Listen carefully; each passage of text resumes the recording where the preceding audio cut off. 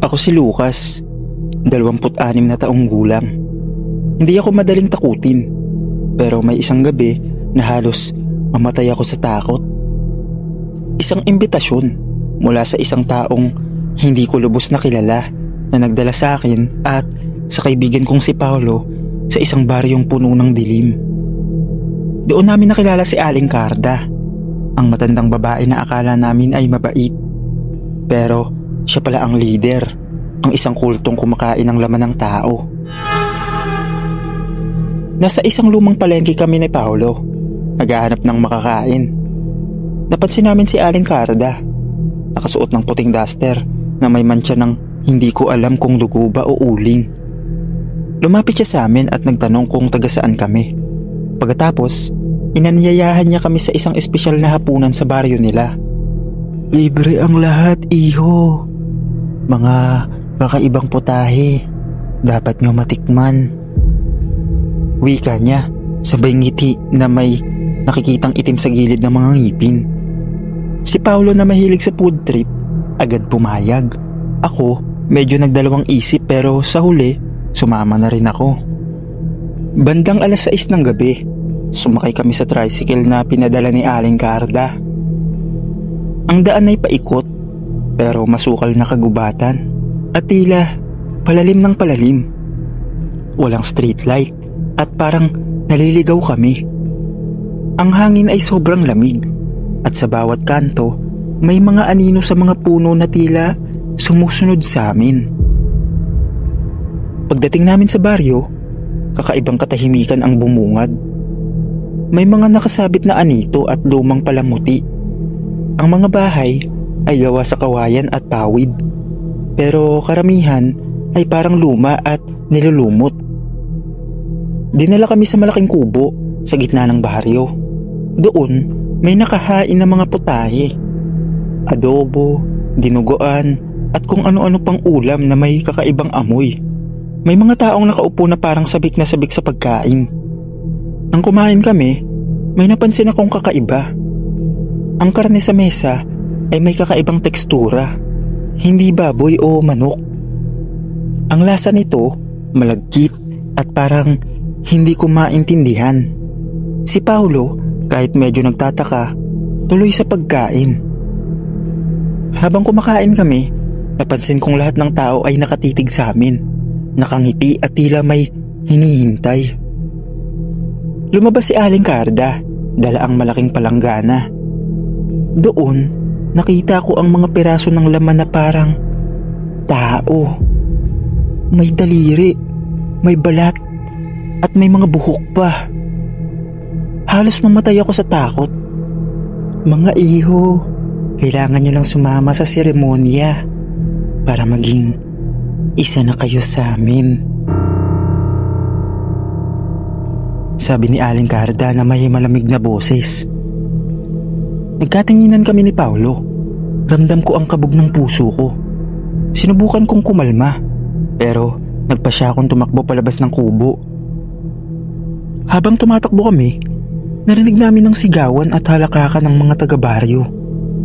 Ang ilan sa kanila ay naglabas ng mga kutsilyo at sibat, at ang iba ay parang nag-iba ng anyo. Ang mga matay nanlilisik at ang balat ay nagkulay abo. Pumasok kami sa gubat. Walang patutunguhan, basta tumatakbo lang. Ang mga dahon ay nagsasara na parang may buhay, at ang mga sigaw ng mga taga-baryo ay papalapit ng papalapit. Napansin namin ang isang lumang sementeryo sa gitna ng gubat. Doon kami nagtago, pero kahit doon may mga kakaibang anino na parang gumagalaw sa paligid. Dahil sa sobrang gulo, nagkahiwalay kami ni Paolo. Narinig ko ang hiyaw niya sa malayo, pero hindi ko alam kung nasa na siya. Ako naman, nagtuloy-tuloy sa pagtakbo hanggang makakita ako ng isang abandonadong kubo. Sa loob, may mga lumang gamit, mga kutsilyong may tuyong dugo at mga lumang kasangkapan. Doon ko nakita ang mga larawan ng mga taong tila nawala. Baka sila ang dating biktima ng baryo. Bumalik ako para hanapin si Paolo. Sinundan ko ang mga yapak at narinig ko ang kanyang paghingi ng tulong. Nakita ko siya, nakatali sa puno.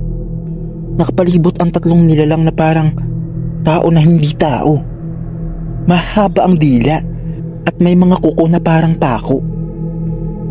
Kinuha ko ang isang matulis na kahoy at pinagsasaksak ang isa sa kanila. Natumba ito at parang abo na naglaho. Pinutol ko ang tali ni Paulo at sabay kaming tumakbo. Habang tumatakbo kami, sumikat ang araw. Ang mga nilalang ay nagsisigawan at naglalaho na parang nasusunog. Kami ni Paulo, sugatan at pagod, ay nakarating sa kalsada kung saan may dumaraang truck. Sumakay kami, hindi na lumingon. Hindi ko alam kung buhay pa ang baryo na yon o nawala na lang sa paglipas ng panahon. Pero ang mukha nila, ang ngiti ni Aling Carda, nananatili pa rin sa isip ko. Hanggang dito na lang po, Sir Dave. Maraming salamat po.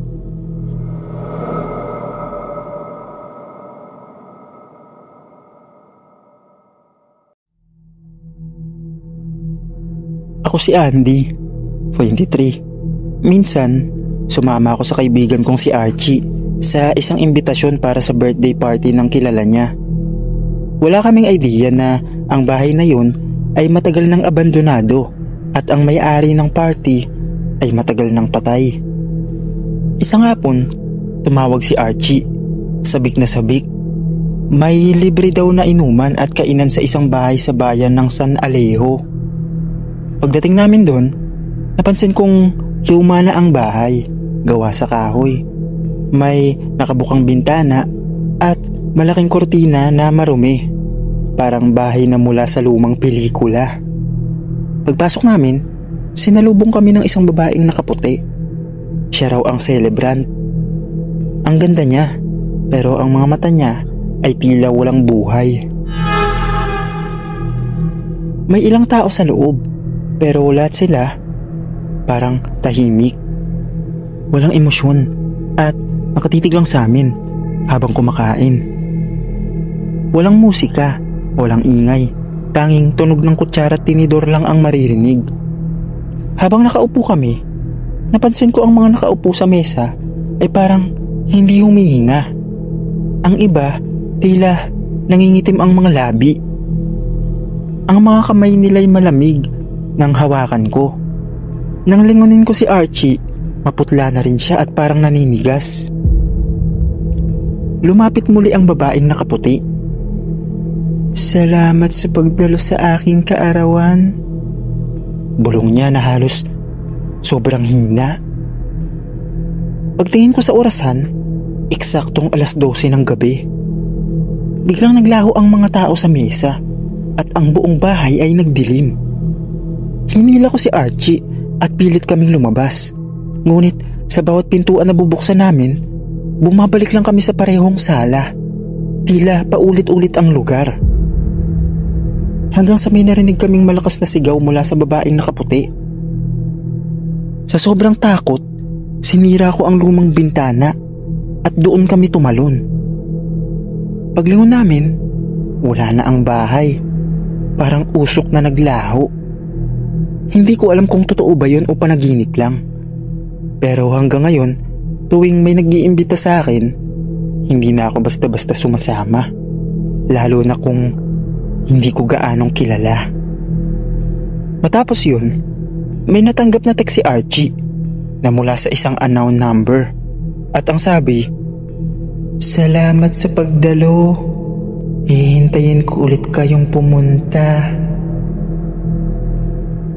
Hanggang dito na lang po, Sir Dave. Maraming salamat po.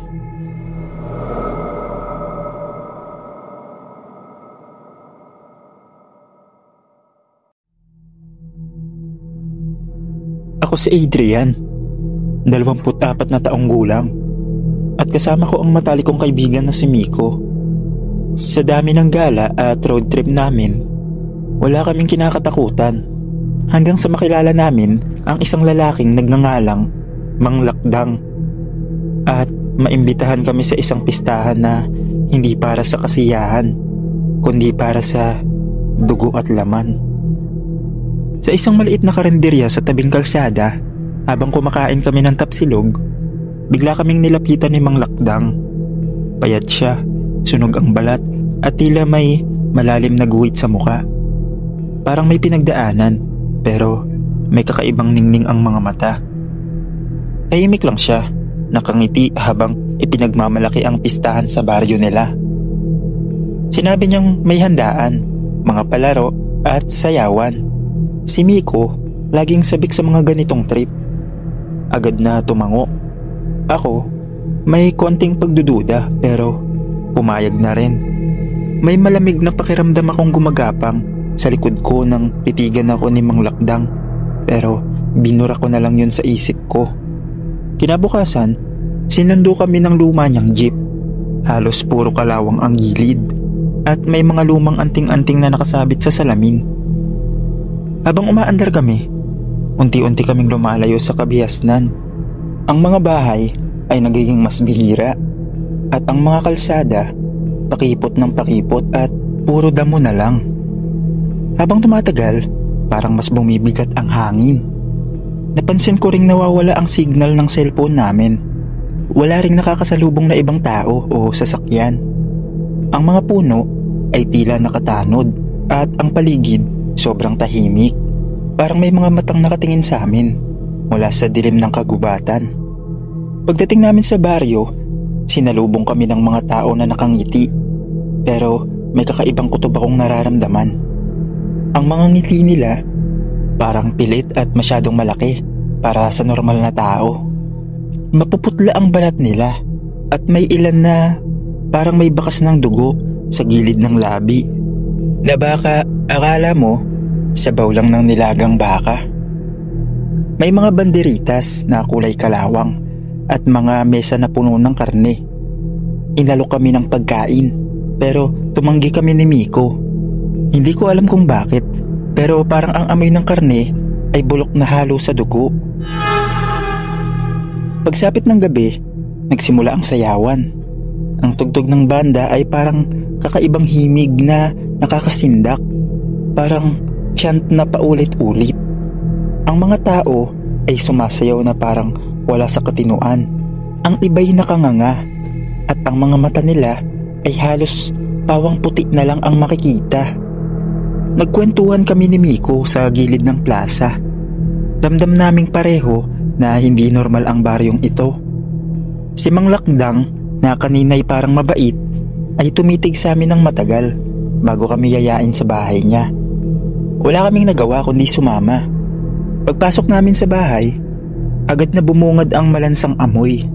May mga lumang itak na may bakas ng natuyong dugo. Sa sahig, may tumutulong pulang likido mula sa isang lumang balde. Luma na. Muntik na akong masuka. Bago pa kami makalabas, bumungad sa likod namin si Mang Lakdang. Ang itsura niya ay nagbago. Kumulubot ang balat. Ang mata'y nagniningning na parang dilaw.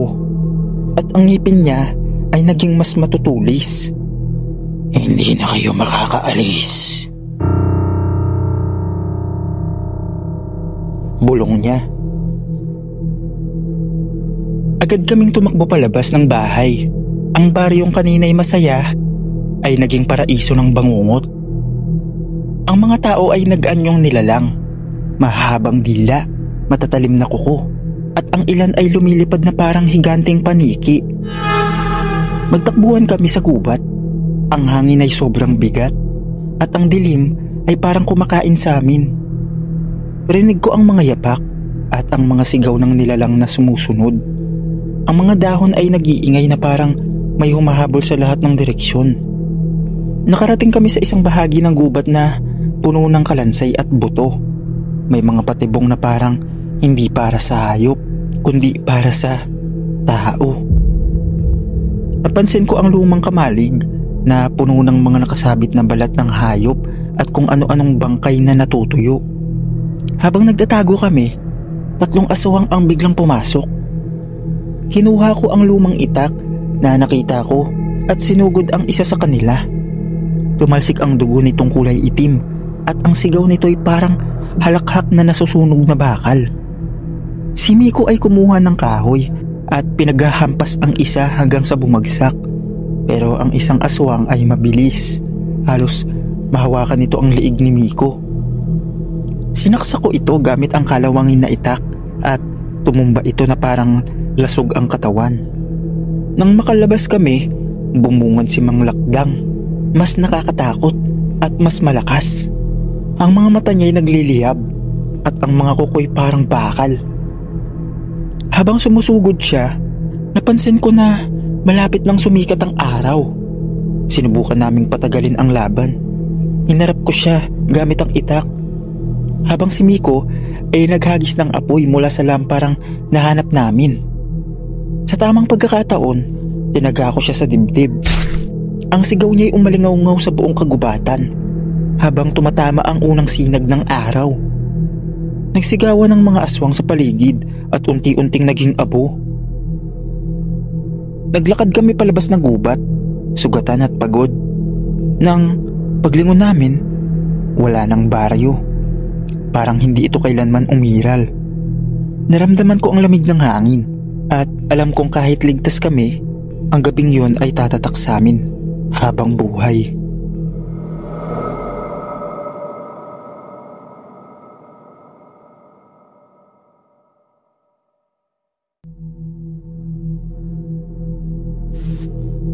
Ako si Ana, 23 taong gulang, at lumaki ako sa bayan ng Dolores, Quezon. Isang lugar na hindi lang kilala sa lambanog, kundi pati na rin sa mga kwento ng kulam at mangkukulam. Hindi ako naniniwala noon, hanggang sa ako na mismo ang naging biktima.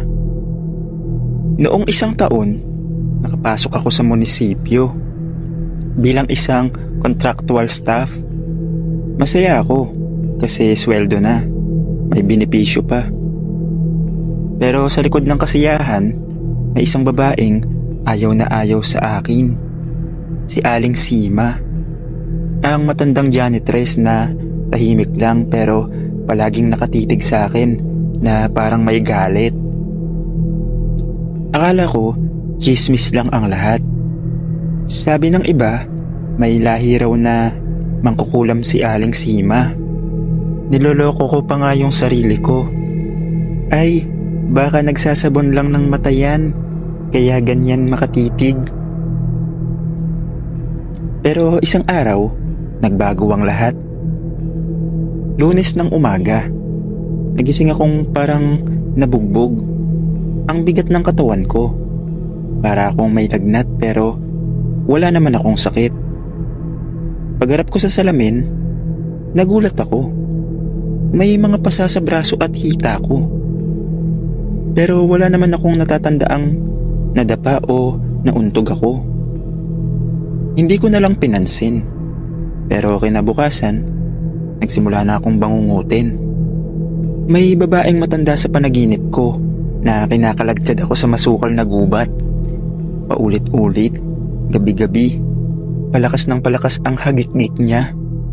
Habang nilalagyan ako ng abo sa tiyan at likod. Pagising ko, may itim na marka na ako sa katawan. Mainit, masakit, tapos naglalagas na rin ang buhok ko. Nagpunta ako sa albularyo sa kabilang baryo, si Mang Cardo. Pagkakita niya pa lang sa akin, napakunot na agad ang noo niya. May masamang hangin na sumama sa'yo, iha. Pero hindi lang basta hangin. May taong nagpadala niyan.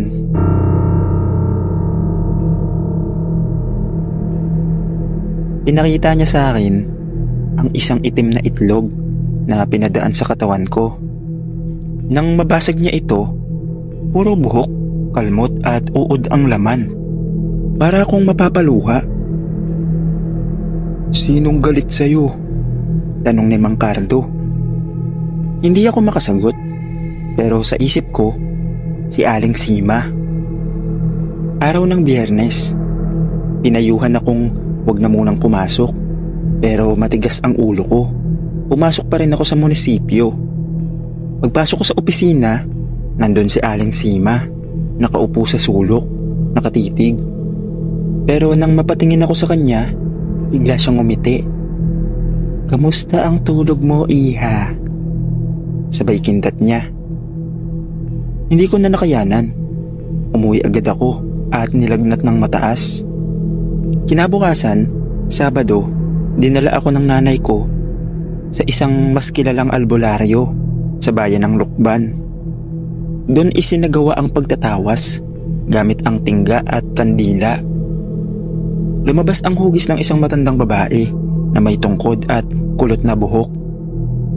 "May isang matanda na inggit sa'yo, inggit sa kinang mo, sa kabataan mo, at sa kung paano ka pinapansin ng iba. Kaya gusto niyang wasakin ang sigla mo," sabi ng albularyo. Pinagsabihan ako na wag nang babalik sa lugar na yon.